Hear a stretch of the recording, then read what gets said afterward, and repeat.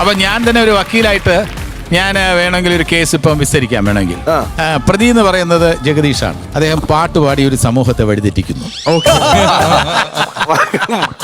ഇതാണ് ജഗദീഷിന്റെ പേരിലുള്ള കുറ്റം. ഓക്കെ, എന്താ പേര്? ജീവ. ഓക്കെ, ജീവ ഈ ജഗദീഷിന്റെ പാട്ട് കേട്ടിട്ടുണ്ടോ?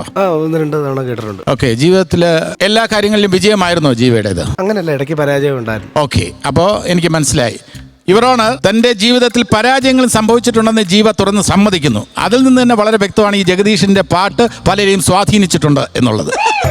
അല്ലെ, അങ്ങനെയല്ലേ? പരാജയങ്ങൾക്ക് ഒരു പ്രധാനപ്പെട്ട കാരണം ഈ ജഗദീഷിന്റെ പാട്ടാണെന്ന് ഞാൻ സമർത്ഥിക്കുന്നു. ആസിഫ് അല്ലേ സർ? ജഗദീഷ് എന്ന നടനെ അറിയാം.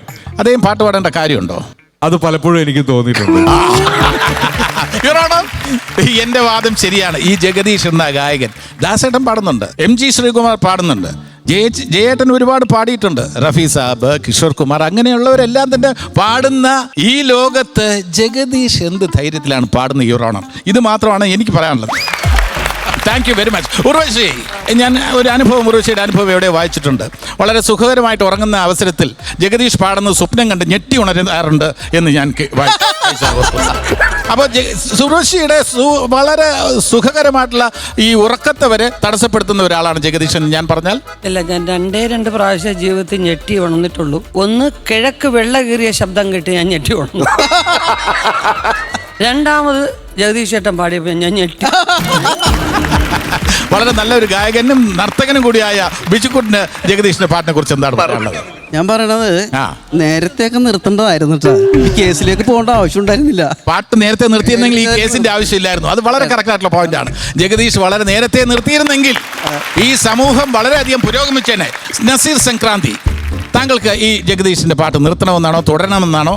എന്താണ്? ഞാൻ നിർത്തണമെന്ന് പറയല്ല. കാര്യം കേരളത്തിൽ അതായത് ഇന്ത്യയിൽ ഇങ്ങനെയും പാടാം എന്ന് തെളിയിച്ചു കൊടുത്ത ഒരാളാണ് ജഗദീഷ് ചേട്ടൻ. വളരെ കറക്റ്റാണ്. അതിന് പിന്നെ സംഗീതത്തെക്കുറിച്ച് അറിവ് വേണമെന്നില്ല, ആർക്ക് വേണമെങ്കിലും പാടാം എന്ന് തോന്നത്തക്ക രീതിയിൽ ജഗദീഷ് പാട്ട് പാടിക്കൊണ്ടിരിക്കുകയാണ്. തീർച്ചയായിട്ടും ജഗദീഷ് അറിവില്ല, പാട്ടിനെ കുറിച്ച് ഒരു അറിവുമില്ല. ഗായകര് മാത്രം പാടിയപ്പോൾ എല്ലാവർക്കും പാടണ്ടേ? അപ്പൊ ജഗദീഷ് ചേട്ടൻ പാടുന്നുണ്ട്. ഇനി വേറൊരു കാര്യം പറയാം. ഞാൻ അഡ്വക്കേറ്റ് അല്ല, ഞാൻ എൻ്റെ മാസ്കളൊക്കെയാണ്. ഞാൻ ജഗദീഷ്, ഞാനാണ് ജഗദീഷ്. ഉള്ളിൽ കടന്ന് കരൽ കൊള്ളയടിക്കും നിന്നെ കള്ളിപ്പെണ്ണെന്ന് വിളിക്കും, നിന്നെ ഞാൻ കള്ളിപ്പെണ്ണെന്ന് വിളിക്കും.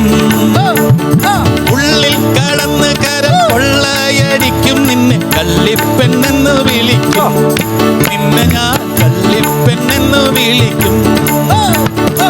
ആടാനും വരില്ല ഞാൻ, പാടാനും വരില്ല ഞാൻ, പാടത്തെ പച്ചക്കിളിയേ, പാടത്തെ പച്ചക്കിളിയേ. ആടാനും വരില്ല ഞാൻ, പാടാനും വരില്ല ഞാൻ, പാടത്തെ പച്ചക്കിളിയേ, പാടത്തെ പച്ചക്കിളിയേ. മാനെന്നും വിളിക്കില്ല, മാനെന്നും വിളിക്കില്ല, മയിലെന്നും വിളിക്കില്ല, മാടത്തിൻ മണി വിളക്കേ, മാടത്തെ മണി വിളക്കേ.